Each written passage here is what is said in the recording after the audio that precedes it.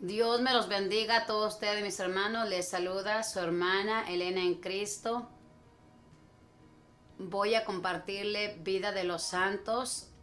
Hoy le voy a hablar de Santo Tomás de Villanueva, arzobispo, en el año 1555. Vamos a encomendarnos a este amigo de Dios para que interceda por nosotros. Vamos a pedirle que ruegue por lo que estamos viviendo. Si gusta expresar su intención, hágalo con toda confianza, que Él llevará nuestra petición a la presencia de nuestro Dios.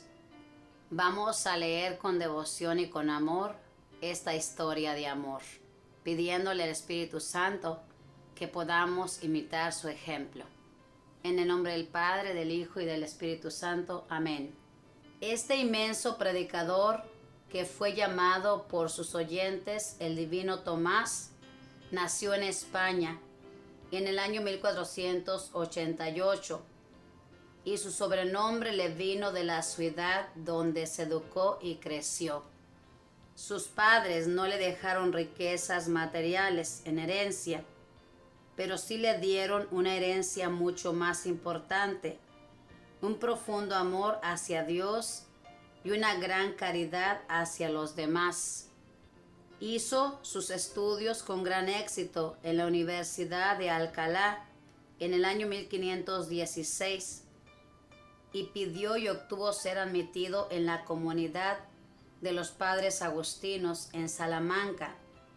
En el año 1518 fue ordenado sacerdote y luego fue profesor de la universidad. Poseía una inteligencia excepcionalmente lúcida y un criterio muy práctico para dar opiniones sobre temas difíciles, pero tuvo que ejercitarse continuamente para adquirir una buena memoria y luchar mucho para que las distracciones no le alejaran de los temas que quería tratar. Sentía una predilección especial por atender a los enfermos y repetía que cada cama de enfermo es como la zarza ardiente de Moisés, en la cual se logra encontrar uno con Dios y hablar con Él. Pero entre las espinas de incomodidad que le rodean, fue nombrado provincial de su comunidad en el año 1533. Envió a América los primeros padres agustinos que llegaron a México. Frecuentemente, mientras celebraba la Santa Misa o rezaba los salmos, le sobrevenían los éxtasis y se olvidaba de todo lo que le rodeaba y solo pensaba en Dios. En esos momentos el rostro le brillaba intensamente. Cierto día, mientras predicaba fuertemente en Burgos contra el pecado, tomó en sus manos un crucifijo y levantándolo gritó: «Pecadores, mírenlo». Y no pudo decir más porque se quedó en éxtasis. Y así estuvo un cuarto de hora, mirando hacia el cielo, contemplando lo sobrenatural. Al volver en sí dijo a la multitud, que estaba maravillada: «Perdonen, hermanos, por esta distracción, trataré de enmendarme». El emperador Carlos V le había ofrecido el cargo de arzobispo de Granada, pero él nunca lo había aceptado. Entonces un día el emperador le dijo a su secretario: «Escriba, arzobispo de Valencia será el padre», y le dictó el nombre de otro sacerdote de otra comunidad. Cuando fue a firmar el decreto, leyó que el secretario había escrito: «Arzobispo de Valencia, el padre Tomás de Villanueva». «Pero esto no fue lo que yo le dicté», dijo el emperador. «Perdóneme, señor», le respondió el secretario, «me pareció haber oído ese nombre, pero enseguida lo borraré». «No, no lo borre», dijo Carlos V. «El otro era el que yo pensaba elegir.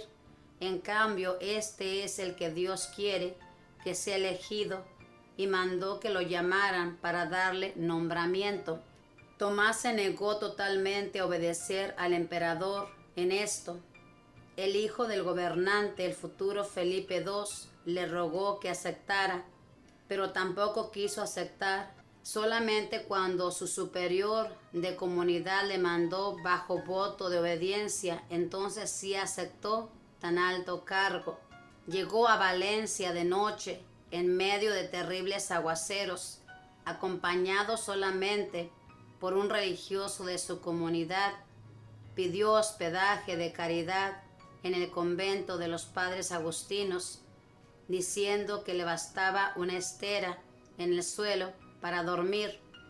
Cuando los frailes descubrieron quién era él, se arrodillaron a pedirle su bendición.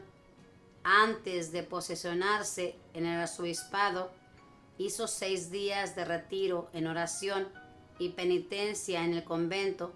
Quería empezar bien preparado su difícil oficio. Al posesionarse en su cargo de arzobispo, los sacerdotes de la ciudad le obsequiaron 4,000 monedas de plata para que arreglara bien su palacio, y él obsequió ese dinero a un hospital diciendo: los pobres necesitan esto más que yo. ¿Qué lujos y comodidades puede necesitar un sencillo fraile y religioso como soy yo?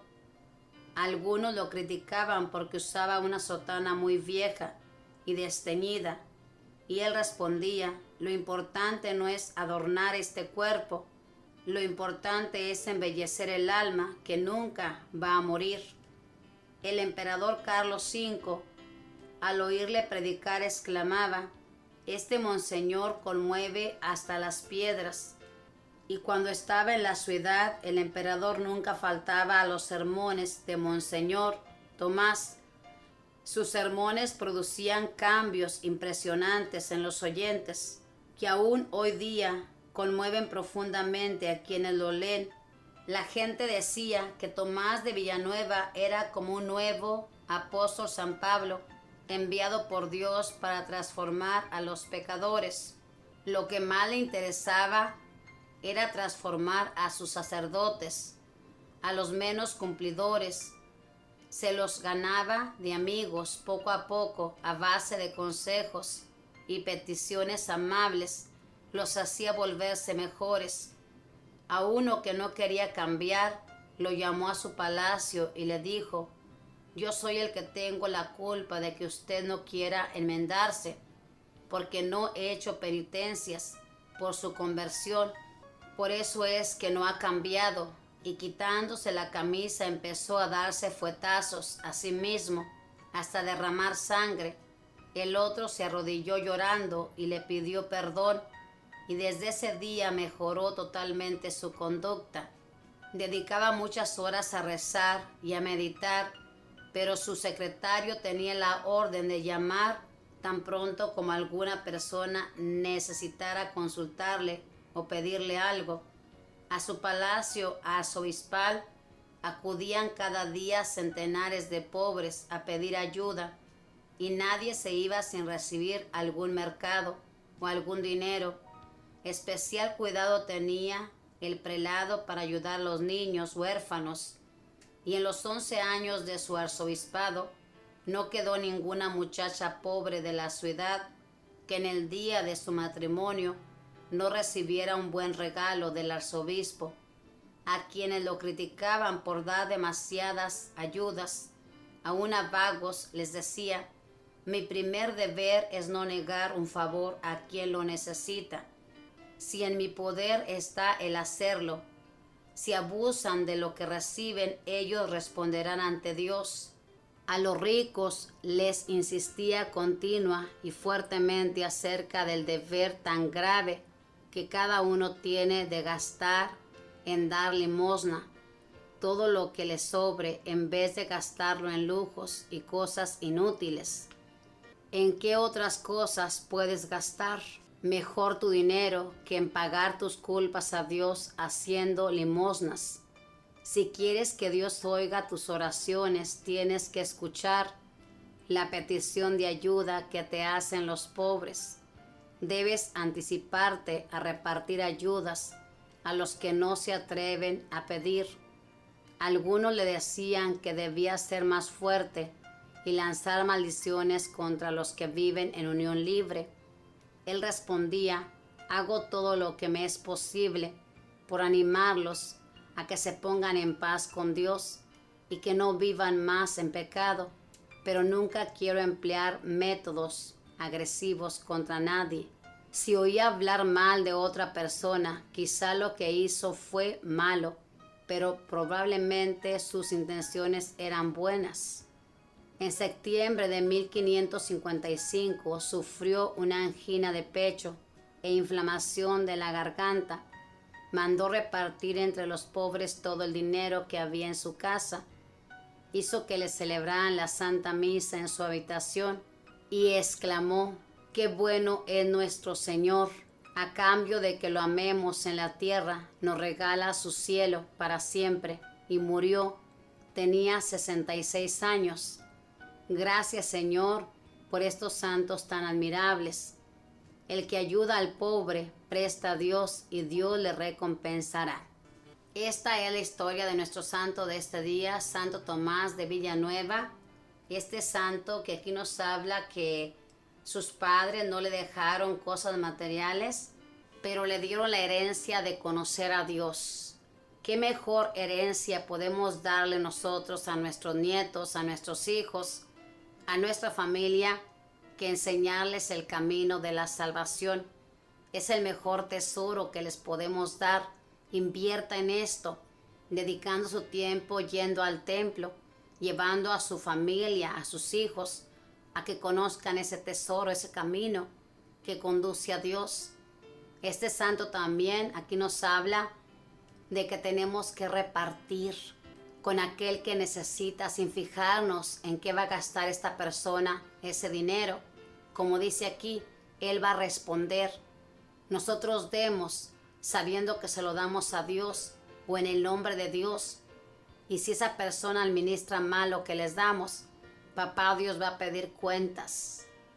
Y también, hermanos, aquí nos hablaba también que cada enfermo es como visitar a Jesús. Una gran verdad, hermanos. Tristemente nuestros enfermos están solos, porque no hay quien tenga tiempo de visitar a un enfermo. Tenemos tiempo para todo, pero no tenemos tiempo para visitar a aquel que necesita de nuestras palabras o simplemente de una mirada.